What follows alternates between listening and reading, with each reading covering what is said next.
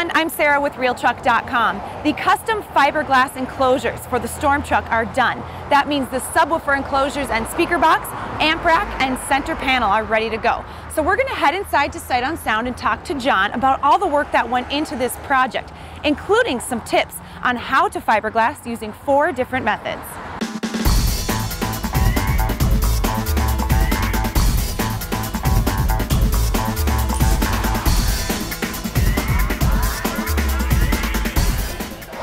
So this is the first step in the process, starting with just making the bottoms and the sides to fit to the pickup box around the wheel wells and everything. That's the centerpiece that goes in there that kind of locks everything together. When it's all said and done, that'll be bolted together. After that, then you start making the speaker rings. A lot of cutting with the jigsaw before you can actually get at it with the router. Getting all the speaker rings all exactly the same, left to right. That's a day's worth of work on its own. All in all, by the time we were done, it was probably about 3.5 cubic feet per side. So it's right in that area for a entry-level Alpine subwoofer.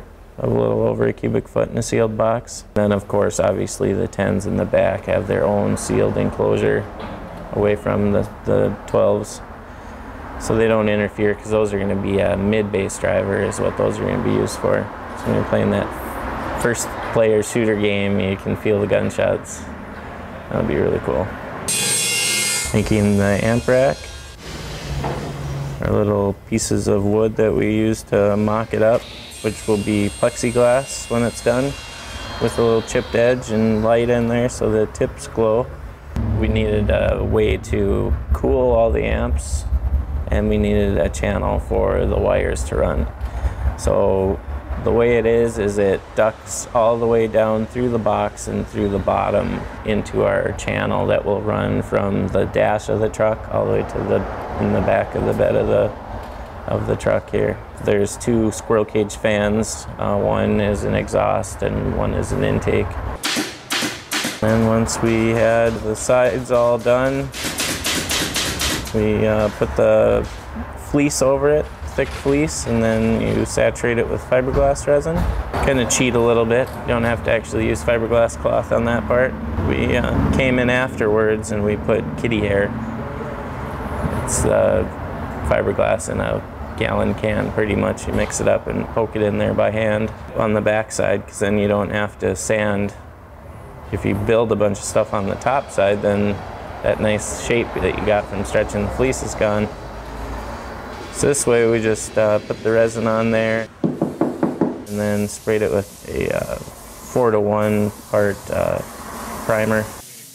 And then Joe pre-drilled all the holes so we can put threads in there, so you can change out speakers when you're getting crazy and blowing up woofers, which I'm sure will happen. And once those were all done, then we started building the covers for everything over the TV mount. It all kind of hinged around that, so we started on that piece first. A lot of ABS plastic went into that, making little bows to get the right angles that we wanted. All that work just for a mold that we just cut up and threw away when we were done. Then we laid out a cloth and then chop mat middle, and then another piece of cloth on the top coat. Adds a little extra strength when you use 2 different kinds of fiberglass cloth like that. That's us cutting it out and getting it to fit. After we had that centerpiece in, then we could mold the amp rack cover. Just basically taped off everything and made a mold for it, and then fiberglassed it. We use the standard fiberglass method, what you see here. Chop mat or cloth, and then there's long strand fiberglass and short strand fiberglass. Both are considered a filler, but this industry you use it for other means of strength. So the overall concept of it, obviously we had free reign over design, but there's a few things that kind of limit you to what you can do. A 55-inch TV having to motorized down underneath the roll top. Kind of sets you back and makes you think. Wanted to put as many woofers in as we could. We wanted it to flow really nice, kind of aerodynamic, you know, kind of a fast-moving, spacey theme type thing. Yeah, it's always been a big dream to go to SEMA, and you'd never think that you'd ever have a car that goes there.